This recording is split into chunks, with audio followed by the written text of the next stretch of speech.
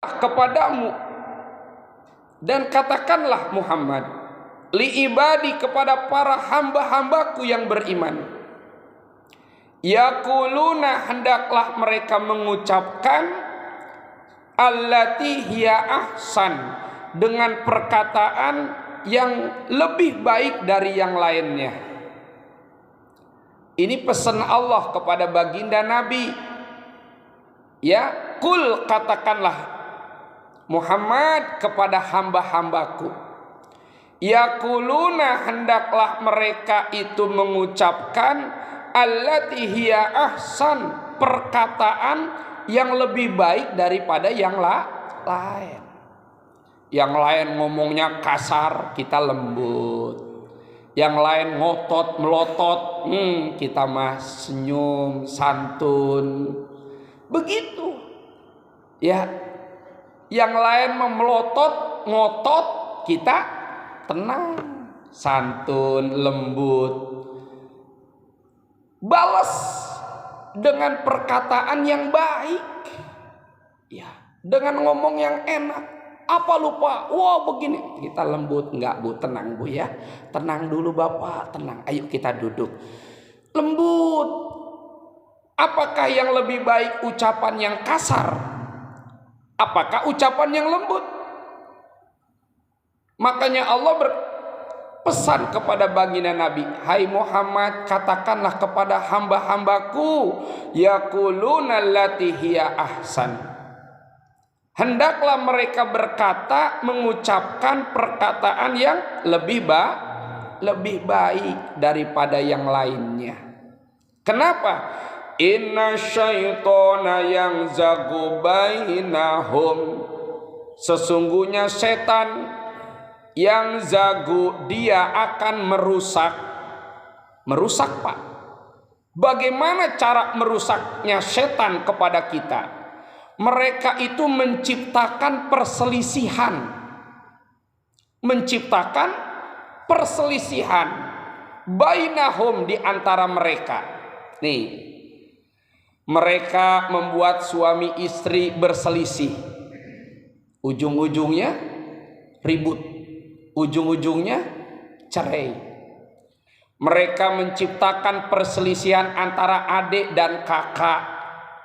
Tuh, ayah bapaknya udah nggak ada, berselisih, berebut apa?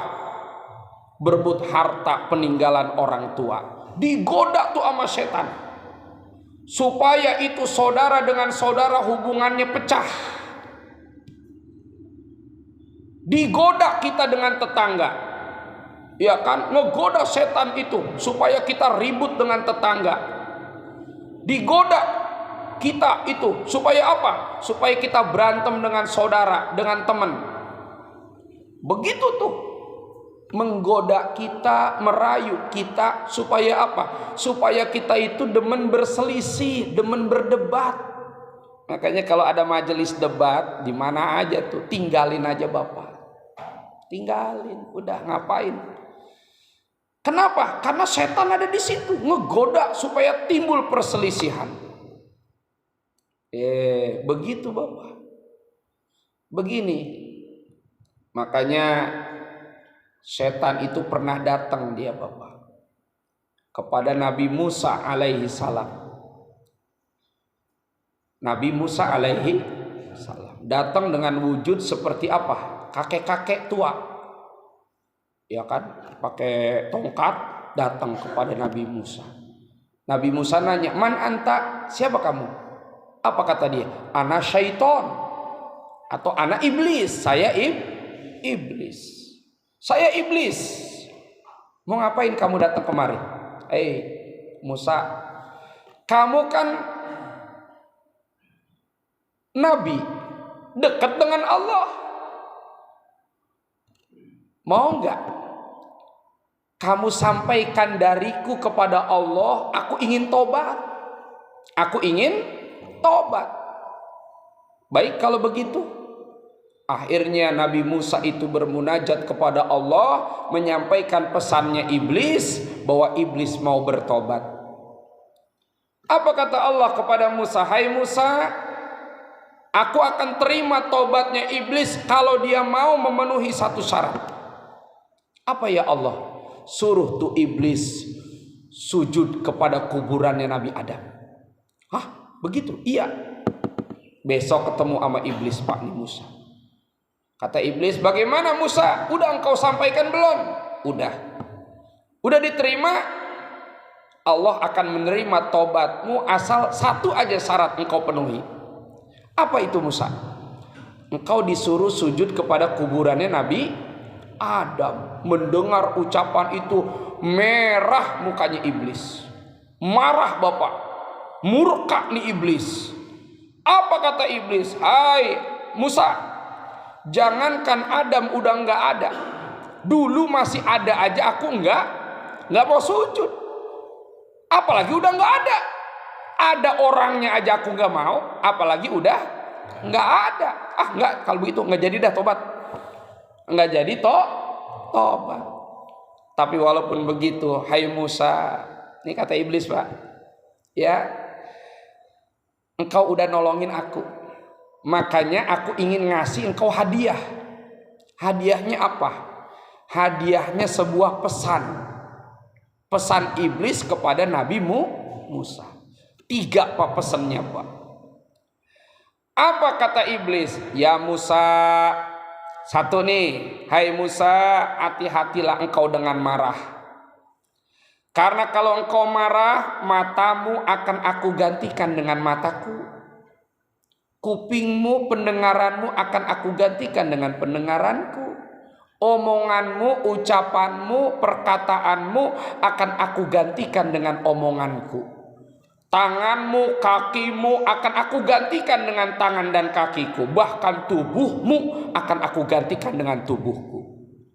Makanya lihat orang kalau lagi marah, matanya melotot itu, nanar, merah. Omongannya lembut apa kasar? Tuh, hati-hati. Kalau omongan kita udah mulai bernada tinggi, udah mulai kasar, tuh, ciri apa? Setan udah masuk kemana? Udah masuk ke dalam diri kita. Omongannya kasar, apa aja disebutin. Kebun binatang tuh Pak disebutin semuanya. Kita melotot, tangan pengen apa? Pengen mukul, pengen nampar, pengen mengambil benda supaya benda itu diapain? Dibanting, dihancurin, asbak dilemparin, gelas kopi tuh orang kalau lagi marah begitu Pak. Kaca ditonjok, wah, ada golok dikejar-kejar tuh orang.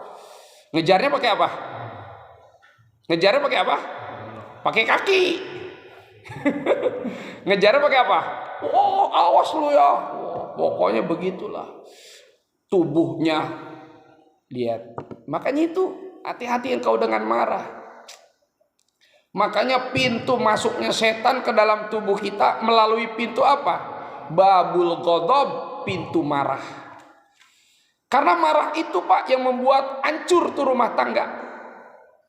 Marah itu hancur Pak. Tadinya harmonis, rukun, makan bareng, tidur bareng. Gara-gara marah. Coba dah Bapak dengan istri kalau lagi marah. Bisa gak tidurnya? Bisa. Suami di ruang tamu, istri di kasur. Ya kan, kadang istri ke dapur, kita ke ruang tamu, istri ke ruang tamu, kita ke dapur. Nggak pernah ketemu tuh. Pokoknya nggak pernah ketemu, nggak pernah ngobrol. Kali minta bikinin kopi, enggak. Kali minta uang belanja ibu, enggak. Kenapa? Lagi marah.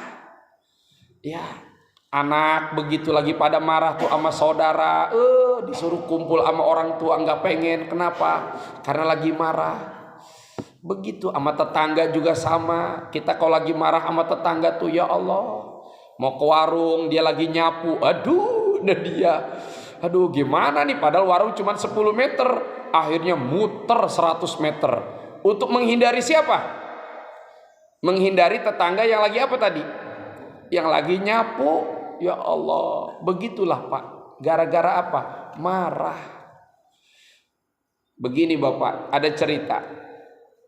Pernah Nabi sedang berduaan dengan Abu Bakar Siddiq. Tak kala sedang duduk berdua nih, ada orang Arab Baduy. Orang Arab Baduy itu Pak, orang Arab pedalaman. Datang ke Nabi dan Abu Bakar. Itu Abu Bakar dikatain Pak, dimarahin itu. Tapi Abu Bakar diem aja. Nabi Muhammad senyum. Melihat Abu Bakar diem aja, makin tambah marah tuh Pak. Wah, lu digituin aja, diem aja lu. Wah, pokoknya. Akhirnya apa? Abu Bakar duduk aja, diem aja, enggak ngelayanin. Nabi Muhammad senyum. Itu orang Arab Baduy Pak, marahnya makin memuncak. Makin tambah kasar dah omongannya. Akhirnya siapa? Abu Bakar tersulut emosi. Lagi duduk dia diri. Apa lu? Pokoknya marah dah. Melihat Abu Bakar marah, Nabi Muhammad pergi. Melihat baginda Nabi pergi, itu Abu Bakar ngejar Pak. Ya Rasul, kenapa engkau pergi? Nabi Muhammad berhenti. Hai Abu Bakar, tadi tak kala engkau itu dimarahin pertama, engkau enggak marah. Aku senyum. Kenapa? Malaikat pada ngumpul di sekeliling kita, pada ngedoain kita. Lalu dimarahin lagi engkau yang kedua, makin banyak tuh malaikat, karena engkau enggak ikut terpancing emosi oleh dia. Tak kala engkau makin dimarahin, engkau tersulut emosi juga. Ujung-ujungnya